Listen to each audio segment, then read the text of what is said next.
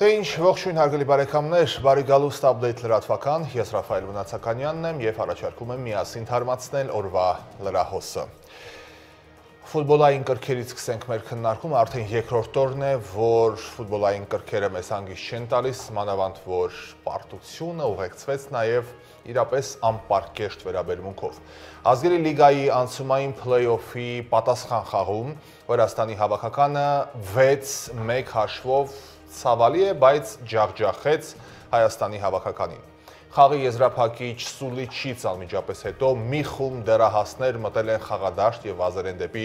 վրացի ֆուտբոլիստները։ Ֆուտբոլիստների հանդերձարան գնալուց հետո այդ դեռահասները գնացել են հայ երկրպագուների սեկտորի կողմը եւ սկսել պլաստիկե եւ մետաղական տարաներ նետել հայերի ուղղությամբ։ Այդ ամենը դուր չի եկել նաև վրացի իրական երկրպագուներին ու խաղադաշտ մտած դեռահասները արժանացել էին նաև վրացական ուլտրասի սուլոցներին եւ հայհոյանքներին։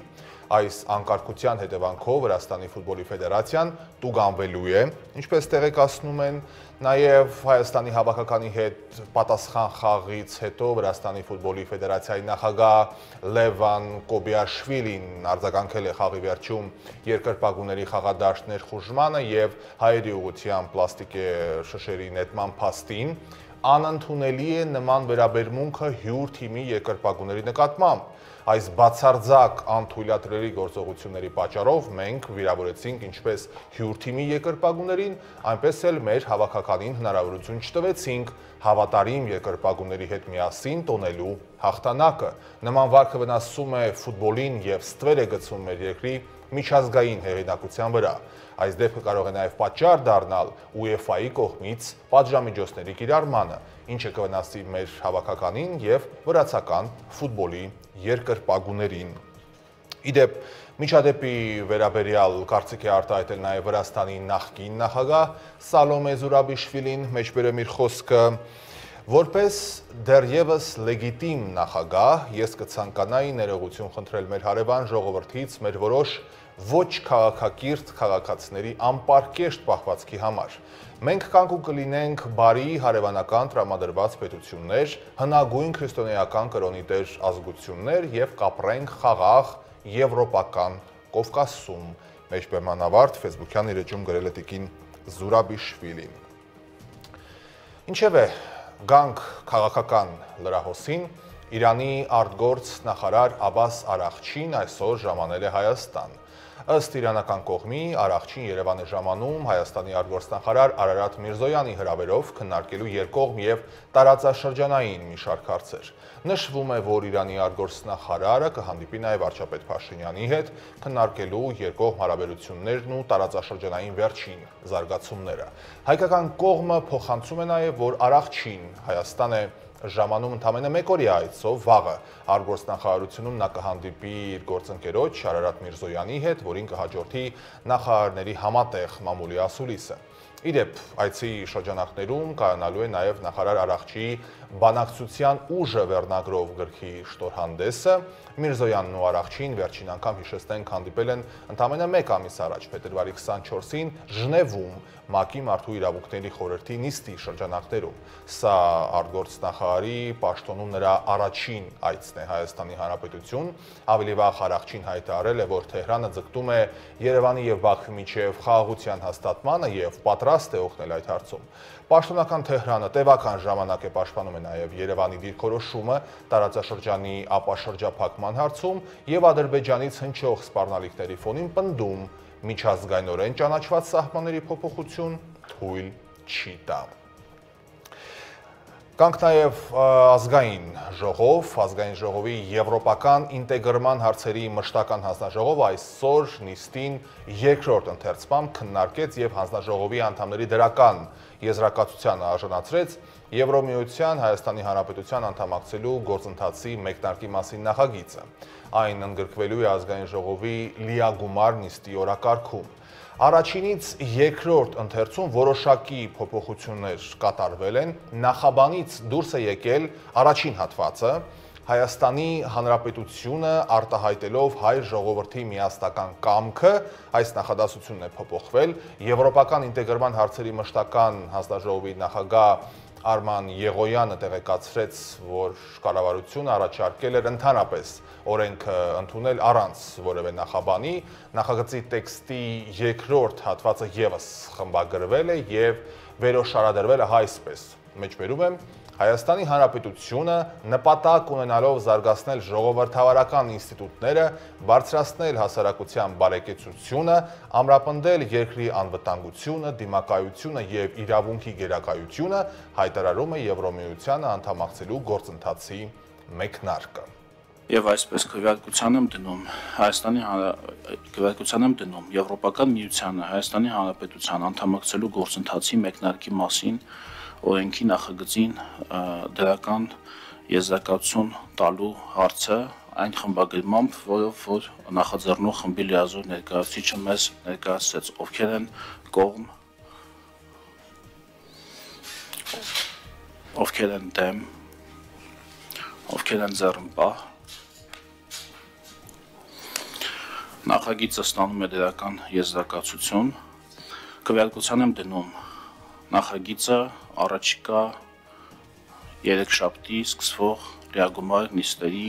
օրակարգ ընդգրկելու հարցը, ովքեր են կողմ, դեմ,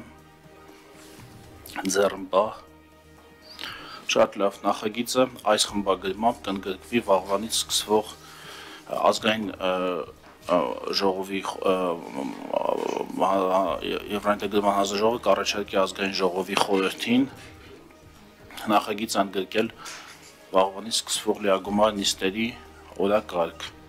Քննարկման ժամանակ խոսվել է նաև երկար սպասված, ես կասեի, բաղձալի, այսպես, վիզաների ազատականացման գործընթացի մասին, Հայաստանի քաղաքացիների համար Եվրոմիության վիզաների ազատականացման շուրջ բանակցությունները շարունակվում են, այս մասին հայտարարում է Հայաստանի արտաքին գործերի նախարարի տեղակալ Պարուհիր Հովհաննիսյանը ազգային ժողովի եվրոպական ինտեգրման հարցերի մշտական հանձնաժողովի արտահերթ նիստում, նա հիշեցնում է, որ բանակցությունները մեկնարկել են 2024 թվականի դեկտեմբեր ամսին, որի ընթացքում տեղի ունեցան Եվրոմիության համապատասխան պատվիրակության հետ ինտենսիվ բանակցություններ, Պարուհիր Հովհաննիսյանի խոսքով, չնայած գործընթացը ակտիվ փուլում է, այս պահին հնարավոր չէ նշել հստակ ժամկետ, թե երբ այն կավարտվի։ Թերևս ամենացավոտ հարցն է, քանի որ այդ ոլորտը երևի միակ ոլորտն է, որտեղ չեն կարող ասել, որ բարևած ենք համագործակցությունով, դա վիզաների հեշտացման պայմանագրի ոչ լիակատար իրականացումն է, բողոքները բազմաթիվ են եւ չեն նվազում, փորձեր արվում են, բանակցում ենք տարբեր երկրների հետ, հարցը մասամբ կարծում ենք կարող է բարելավել նոր հիպատոսություններ բացելու արդյունքում, այնուամենայնիվ իրավիճակը գոհացուցիչ համարել հնարավոր չէ։ Բանակցությունները չեն սկսել 1 տարի, դա որոշումներ, ինչը ընդունվել էր հուլիսին, բանակցությունները մեկնարկեցին դեկտեմբերին, տեղի ունեցավ Եվրամիության համապատասխան դիրեկտորատի այդ պատվիրակության հետ ինտենսիվ իսկապես բանակցություններ, հաջորդ փուլը ապրիլի 7-ից 11-ն է, այսինքն դեռ որ երկրորդ առաքելությունն է գալիս։ Ես կուզենայի հիմա շատ այսպես ստույգ ասեի, որ կավարտենք 2 կամ 3 տարվա ընթացքում, բայց իսկապես դա ոչ հնարավոր է, ոչ էլ տեղին։ Եվրամիության գործընկերները միշտ խուսափում են այդ դեդլայններ, այդ կոնկրետ թվեր նշելու, բայց այստեղ կարող ենք դիտարկել այլ երկրների փորձը եւ նման գործընթացները տևում են 3-ից 5-6 տարի։ Ինչպես նշեցի, մենք բավականին լավ ենք պատրաստվել այդ բանակցություններին, մեր բոլոր գործընկերները տարբեր գերատեսչություններում կարծում եմ լավ պատրաստ էին, մենք արդեն փորձում ենք մի շարք քայլեր անենք մինչև բանակցությունների մեկնարկը եւ այդ անգամ եվրոպական գործընկերները նշել են, որ պատրաստության առումով հաճելորեն զարմացած են։ Եվրոմիությունը դառնում է առավել կարևոր գործընկեր անվտանգության ոլորտում։ Մենք Եվրոմիության հետ արդեն մեկնարկել ենք քաղաքական եւ անվտանգության երկխոսություն, որի շրջանակներում տեղի են ունեցել առնվազն երկու նիստ, քննարկում ենք նաև ձևաչափ այդ երկխոսության հովանու ներքո, որտեղ պաշտպանության եւ անվտանգության հարցերի շուրջ պետք է առավել ակտիվ աշխատանքներ սկսվեն։ Այս մասին Եվրոպական ինտեգրման հարցերի մշտական հանձնաժողովի արտահերթ նիստում հայտարարում է Հայաստանի արտաքին գործերի նախարարի տեղակալ Պարույր Հովհաննիսյանը։ Վստահ եմ, որ երբ հաստատուղթը ստորագրվի եւ նոր ու առավել հավակնոտ առաջնահերթություններն ուժի մեջ կմտնեն, մենք կարող ենք այն մեկ այլ կարևոր ձեռքբերում համարել առավել մերձենալու Եվրամիության հետ ամուր հանրության եւ Հայաստանի ժողովրդի եվրոպական ձգտումների համատեքստում նաեւ կլինի կարևոր քայլ։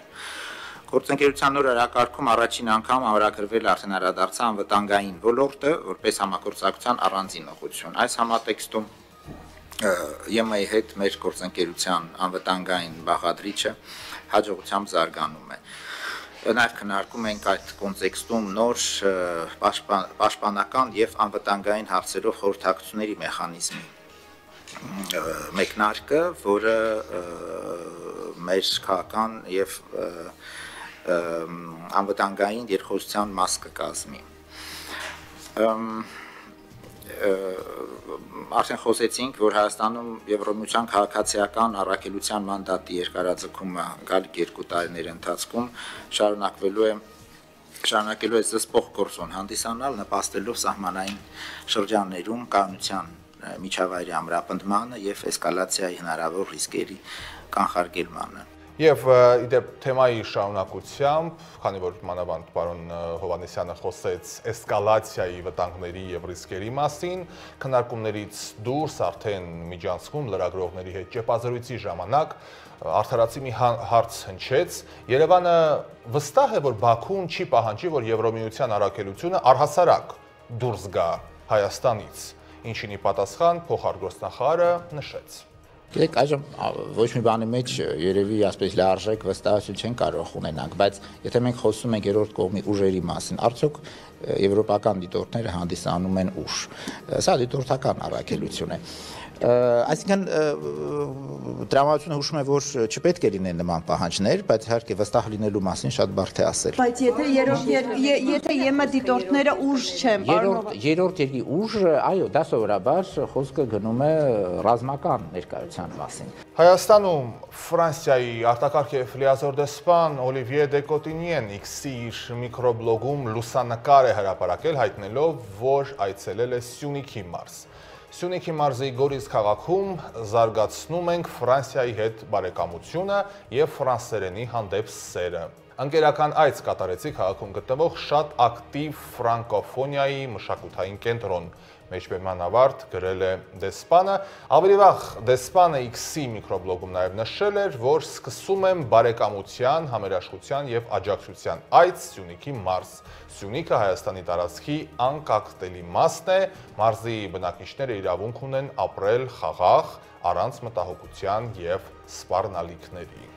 Եվրոմիությունը ողջունում է Մարգարա Ալիջան սահմանային անցակետի ժամանակավոր բացումը Հայաստանի եւ Թուրքիայի միջև։ Բարի կամքի այս դրսևորումը ոչ միայն աջակցում է Սիրիայում կարիքավորներին, այլև ընդգծում է երկկողմ երկխոսության կարևորությունը եւ նպաստում Հայաստանի եւ Թուրքիայի միջև հարաբերությունների լիարժեք կարգավորմանն ուղղված ջանքերին, ասվում է Եվրոմիության տարածած հաղորդագրության մեջ։ Նախորդին տեղեկացրել էինք, որ Հայաստանից Սիրիա ուղարկված մարդասիրական օգնությունը արդեն հասել է Հալեբ քաղաք։ Հայաստանի եւ Սիրիայի համապատասխան գերատեսչությունների միջև աշխատանքային հանդիպումների արդյունքում էր քննարկվել հումանիտար աջակցություն ցուցաբերելու այս հարցը։ Նաեւ հիշեցնենք, որ տասնամյակներ շարունակ փակ անցակետը նախորդ անգամ բացվել էր 2023 թվականին Թուրքիայում տեղի ունեցած երկրաշարժի հետևանքով տուժածներին Հայաստանից մարդասիրական օգնություն ուղարկելու համար։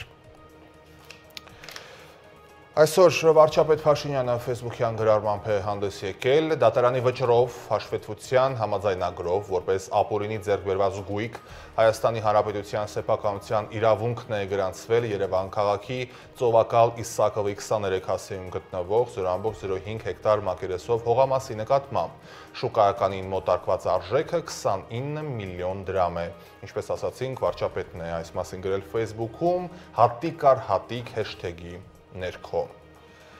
Նախորդ տարի Մայրաքաղաքում տնկված ծառատեսակները ապահովել են շուրջ 95% կպչողականություն։ Կատարվել է նաև բնաբաժակների բացման հատուկ աշխատանքներ, կենսունակությունը կորցրած թեղիները փոխարինվել են եվրոպական հուդայածառերով եւ այս գործառույթը շարունակվում է։ Իդեպ արդարության համար ասենք, որ այս գործընթացը մեր համակարգացիների կողմից ոչ միանշանակ է ընդունվում, ոմանք մեղադրում են առողջ ծառերը հատելու մեջ քաղաքապետարանին, ոմանք էլ մտահոգված են, արդյոք այս նոր ծառերը երևանյան տապին կապահովեն անհրաժեշտ ստվերը։ Տեսանյութն է շարունակում թեման։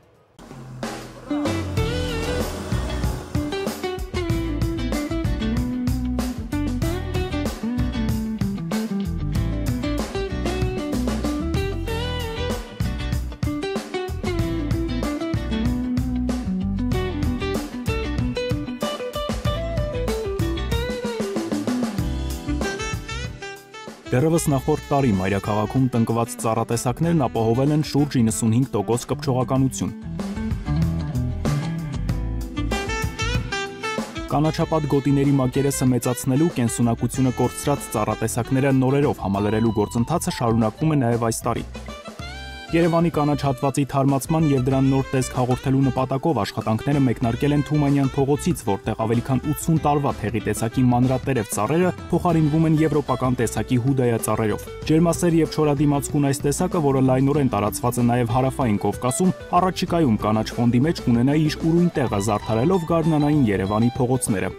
Մի ծառները, կյանքը ապրած ծառները հանում ենք, նորերը տնկում ենք, շատ պետք ծառներ ենք բերել։ Երկու ամսից կանաչի ժողովուրդը կտենան ինչպիսի ծառներ են կտնկել Երևանի համար։ Հին ու դեֆորմացված ծառերը, որոնք ոչ միայն չէին իրականացնում իրենց գործառույթը, այլև լուրջ վտանգ էին ներկայացնում հանրության համար։ Շատ ճիշտ է։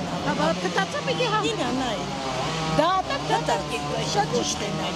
Ես այս փողոցի վրա ավտոն չէի կանգնացնում, տերևներ, փոքր, սաղ տնշիրա,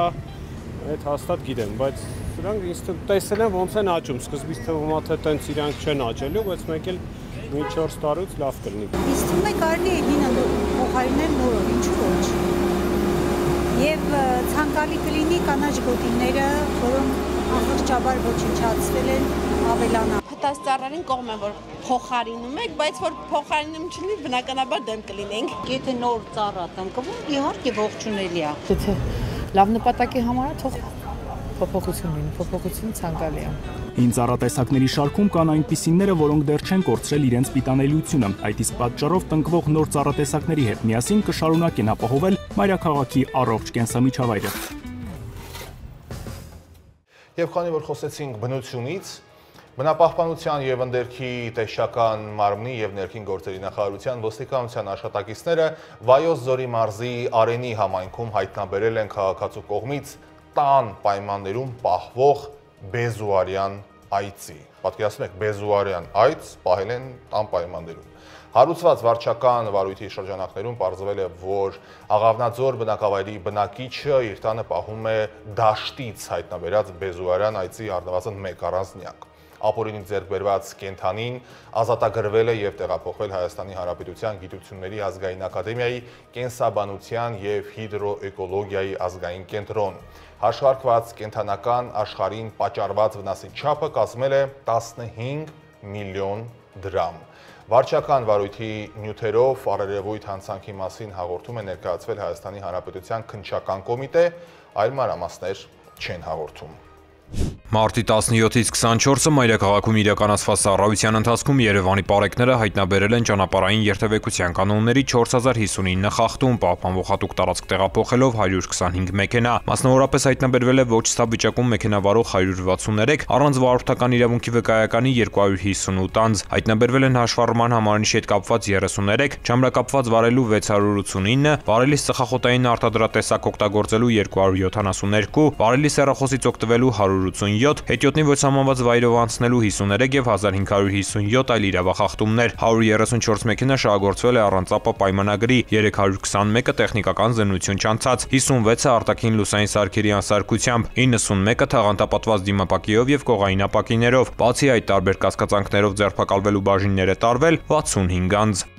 Նույն ժամանակահատվածում մարզերում պարեկները հայտնաբերել են ճանապարհային երթևեկության կանոնների 12888 խախտում, պահպանվող հատուկ տարածքներ տեղափոխելով 265 տրանսպորտային միջոց, հայտնաբերվել է ոչ ստապ վիճակում մեքենա վարող 198, առանց վարորդական իրավունքի վկայականի 664 անձ, հայտնաբերվել են հաշվառման համարնիշի հետ կապված 67, չամրակապված վարելու 2769, վարելիս ծխախոտային արտադրատեսակ օգտագործելու 357, վարելիս հեռախոսից օգտվելու 495, հետիոտնի ոչ սահմանված վայրով անցնելու 42, արագության գերազանցման 1877 եւ 3857 այլ իրավախախտումներ, 415 մեքենա շահագործվել է առանց ապա պայմանագրի, 1315-ը տեխնիկական զննություն չանցած, 462-ը արտաքին լուսային սարքերի անսարքությամբ, որից 7-ը բեռնատարներ, 225-ը թաղանթապատված դիմապակիով եւ կողային ապակիներով, բացի այդ տարբեր կասկածանքներով ձերբակալվելու բաժիններ է տարվել 46 անձ։ Հայաստանի ներքին գործերի նախարարության սեյսմիկ պաշտպանության տարածքային ծառայության սեյսմոլոգիական ցանցի կողմից մարտի 14-ին տեղի ժամանակով ժամը 15:37-ին գրանցվել է 2.6 մագնիտուդով երկրաշարժ, էպիկենտրոնային գոտում ստորգետնյա ցնցումների ուժգնությունը կազմել է 3-ից 4 բալ։ Երկրաշարժը զգացվել է Լոռու մարզի Սպիտակ քաղաքում, Շենավան, Արևաշող եւ Քարաձոր գյուղերում 3 բալ ուժգնությամբ։ Այս պահին հերթը միջազգային լրահոսինն է, որը կներկայացնենք տեսաշարով։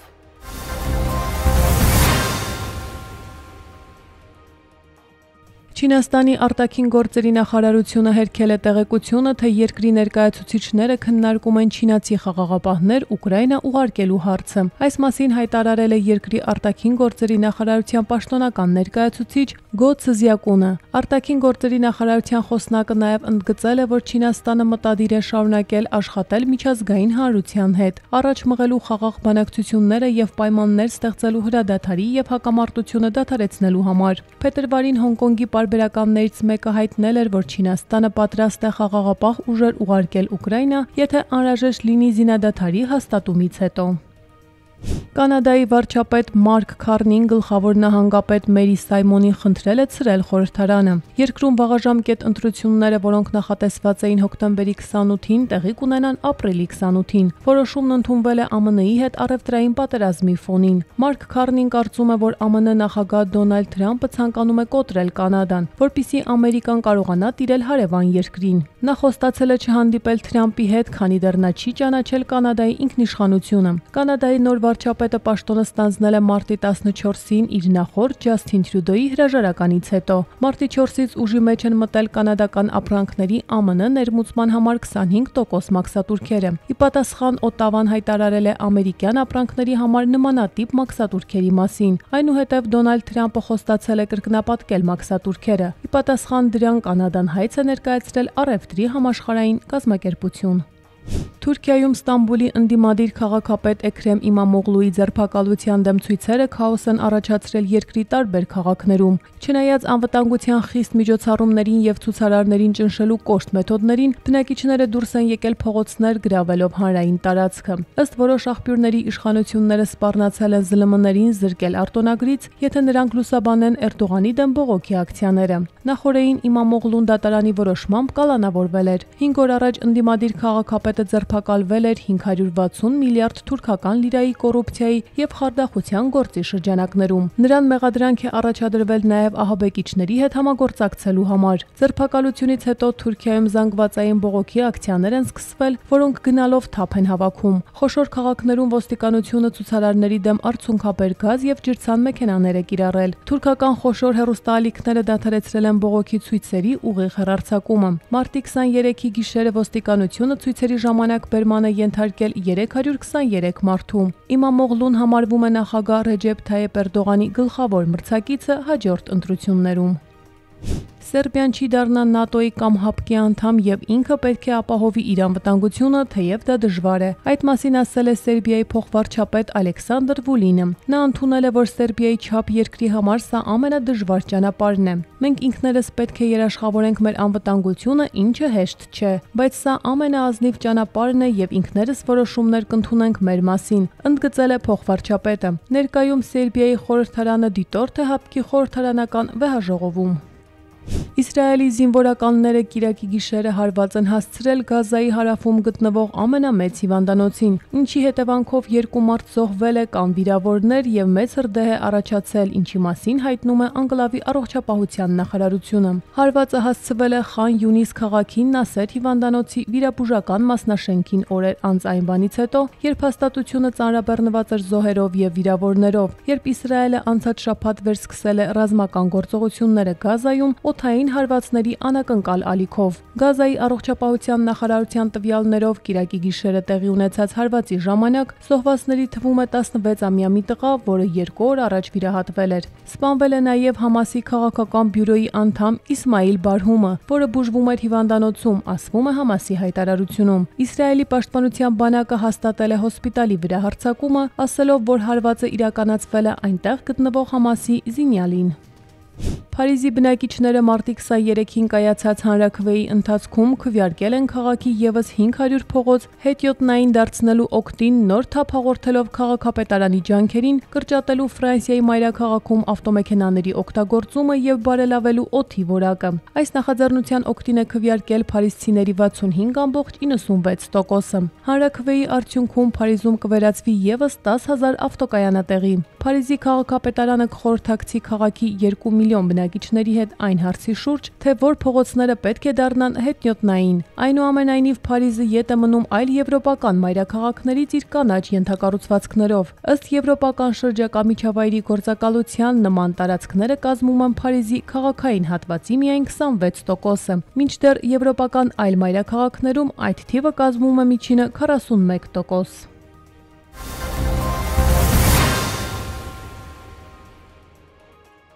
Եվ վերջում եղանակի մասին։ Մարտի 25-ից 29 հանրապետությունում սպասվում է առանց տեղումների եղանակ, օդի ջերմաստիճանը մարտի 25-ից 29 ցերեկային ժամերին բարձրանալու է 11-ից 14 աստիճանով։ Դե ինչ հարգելի բարեկամներ, շնորհակալ եմ ուշադրության համար, այսօրվա համար այսքանը, առավել թարմ լրահոսով կհանդիպենք հաջորդ թողարկմանը, լավ եղեք։